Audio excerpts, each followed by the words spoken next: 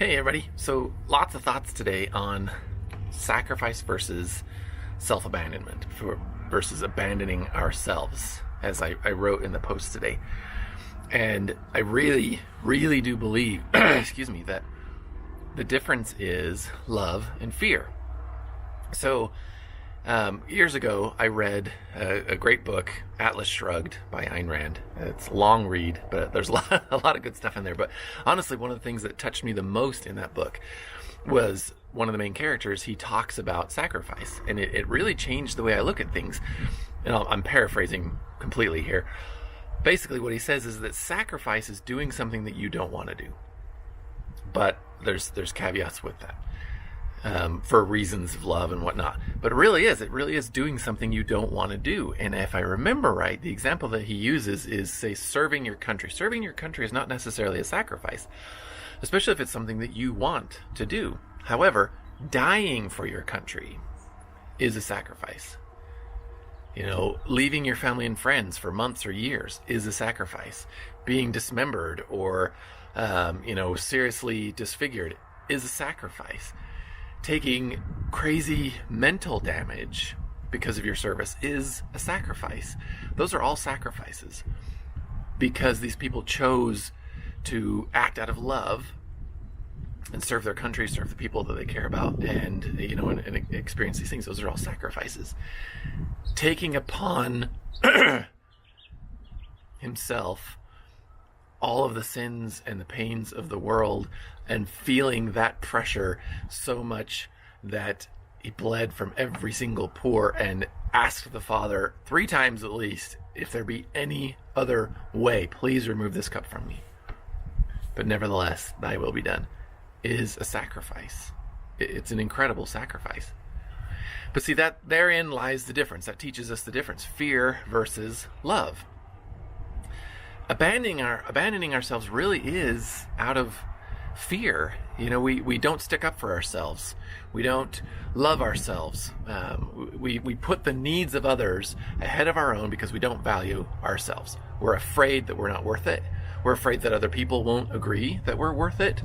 We're afraid of their reactions. I'm going to abandon myself. I'm not going to speak up in this argument because I'm afraid the other person might get mad, might get angry.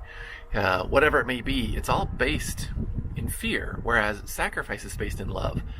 I will put the needs of someone else ahead of my own in this moment because I know that they have the greater need, and I love them, and I want to help them, and I want to serve them.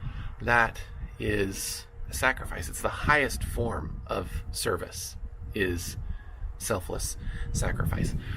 So I was just talking to my wife, and we were kind of just brainstorming through this and some thoughts that I had that it really showed me that abandoning ourselves, it breeds the most resentment when we see other people sticking up for themselves. I think, that's one of the biggest problems with abandoning ourselves is resentment, right? It makes us so mad at other people.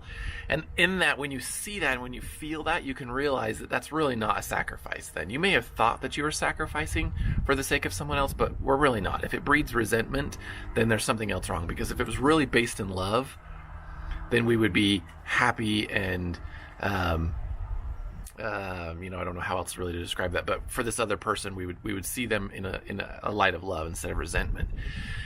Because what happens is, if we sacrifice or abandon ourselves, even on the surface, we may think that we're sacrificing for someone else. And especially then when we see that person do the very thing that we, in our heart of hearts, think we should have done. So if we felt like we sacrificed for them, but in turn they didn't sacrifice for us, and it makes us upset, it makes us resent them, then I promise you, we did not sacrifice for them. It was self-abandonment. Because if it was true sacrifice, then our heart would be full of love for that person instead of resentment that they're not sacrificing for me the way we, or for us the way we sacrificed for them. You're not sacrificing for me the way I sacrificed for you. That's not a true sacrifice. None of us can do what Christ did. None of us can. And I don't think he resents that one bit. I think he's just so full of love for us and gratitude for what we can do That resentment, no, it doesn't. I don't think it enters into his heart even once. But we do that, and it's something I'm learning about myself, because there have been so many times as I'm, learning and growing, I have I have abandoned myself under the label of sacrifice, thinking I was sacrificing. I'm going to sacrifice for this person whom I love and care about.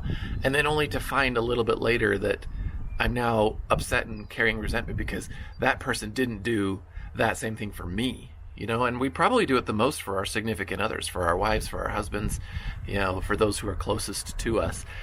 Because sometimes what we're really doing is we're wanting them to sacrifice for us in a certain way.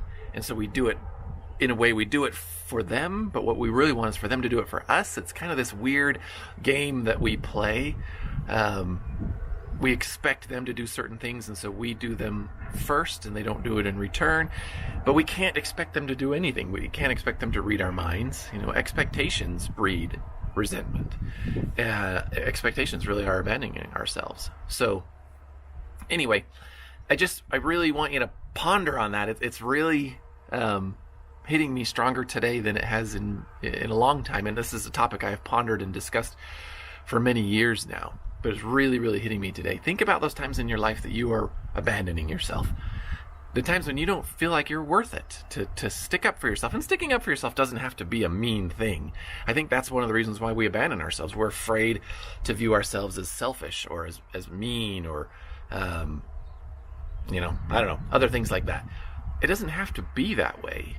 When we really, really finally understand that what's best for us is what's best for everyone, great healing can occur in those moments when we realize that I matter, and what happens and what's best for me is what's best for everybody else. Self-care, things like that. If I can take care of myself, it actually makes me a better person for everybody else. I can serve other people in a better way because my bucket is full.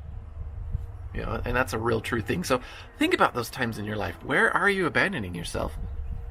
Where are you saying I'm not worth it? Where are you afraid to take care of yourself because of other people's reactions or judgments or your own judgments or whatever it may be? And then challenge those things and say, you know what? No, I am worth it. I am worth it. And if you can really heal in that regard, you'll see miracles happen. I promise you. So anyway, one more time, just to kind of sum it all up, sacrifice is not self-abandonment. Sacrifice is based in love. Self-abandonment is based in fear. Abandoning yourself is not sacrifice. It always comes back to haunt us in resentment, anger, whatnot, because we didn't stick up for ourselves and we see other people doing things that maybe we in our heart of hearts thought that we should have done. We may call it sacrifice on the surface. I'm sacrificing for you. But if resentment comes out of that, then we can realize it was not a true sacrifice. It was somewhere that we abandon ourselves. Remember, perfect love casteth out all fear. So if we can really truly act in love, then there will be no resentments, there'll be no anger, because we're not afraid of anything. I put the needs of somebody else above my own in this moment, because in the long run, it is the best thing for everyone involved. It's the greatest good and the greatest way to share love. So anyway, I love you all. I really do. I love that you're here with me on this journey. I hope that you're learning to love yourselves as much as I love you. More so as much as God loves you. That's the best. But I do love you, and I hope you're learning to love yourselves as I'm on my journey of loving myself. Talk to you later.